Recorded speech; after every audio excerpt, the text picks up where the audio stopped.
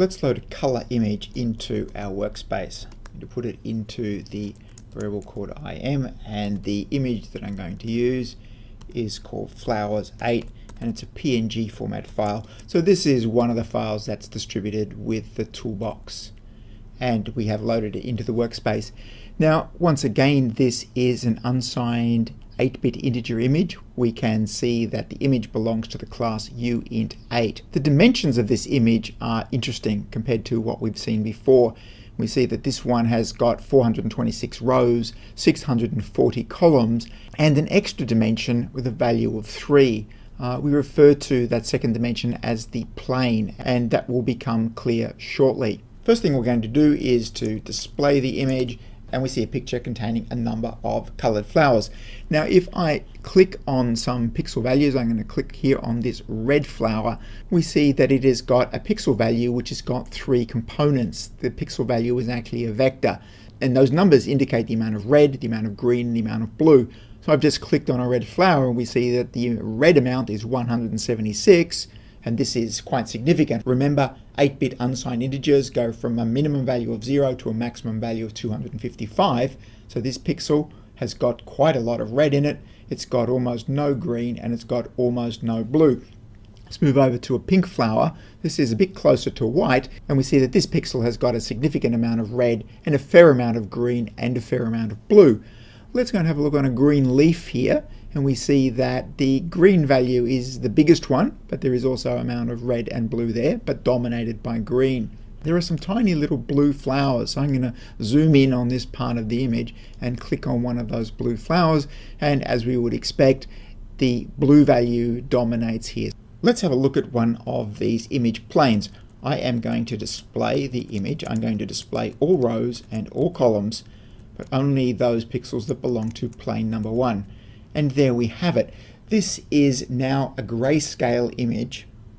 The color has all gone, and this is the red plane, the first plane. And if I look at the values here, we see that they are quite bright where there was red in the image, and they're very dark where there was no red in the image. So it'll be dark on the green leaves, it'll be dark on the blue flowers. We can look at the green plane, that's plane number 2.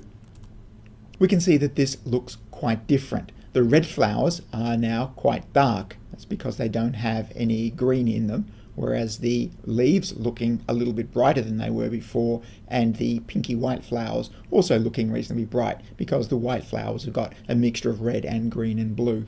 Finally, we can look at the blue plane. That's the third plane, and here we see that the little blue flowers around the bottom are now looking quite bright.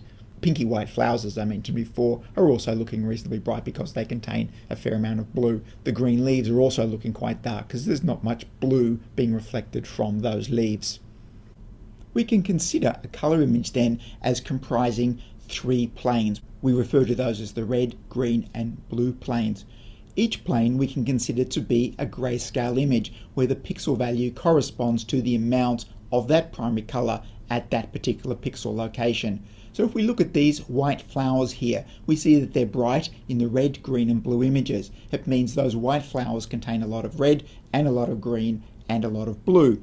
By contrast, the red flowers are quite bright in the red image, but they're very, very dark in the green and blue images. So the red flowers comprise a lot of red color, as you would expect, not much green and not much blue.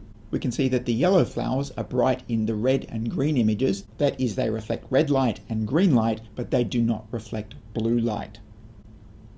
If we consider our color image then as a stack of planes, red, green, and blue, imagine them stacked up one above the other. So when it comes to describing a pixel in a color image now, we describe the pixel at the coordinate u, v, and this is what we've done previously. U is the horizontal coordinate, v is the vertical coordinate. And now what we're going to do is drill down through this stack of images. So this is the red value, then we find the green value, and then we find the blue value. So at the coordinate u, v, the pixel value is actually comprises 3 numbers. It is a 3-element vector, contains a red, green, and blue component. We previously looked at the way we index into a matrix in MATLAB, and in MATLAB we represent a matrix with 2 coordinates. The first coordinate is the row number and the second coordinate is the column number. In a color image, it's a three-dimensional matrix as far as MATLAB is concerned. And again, we use this analogy of a stack of planes. So again, the first index is the row number, the second index is the column number, and the third index is what we call the plane number. It's which sheet in the stack that we are referring to. And there's a caution that I've mentioned in an earlier lecture. When we are talking about indexing into an image in MATLAB, we use the row followed by the column. When we refer to an image, we generally tend to refer to the horizontal coordinate, then the vertical coordinate, and they're transposed, they're swapped. So be careful with that. We can do this programmatically, that is from the command line. So we have our image, and let's look at the value of the pixel at coordinate 100, 100, and we want to look at all the planes.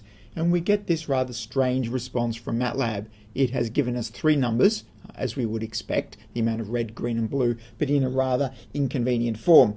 We have to actually use the MATLAB operator squeeze when we do this to remove two of what MATLAB referred to as singleton dimensions. So if we do that, now we have a vector value for this particular pixel.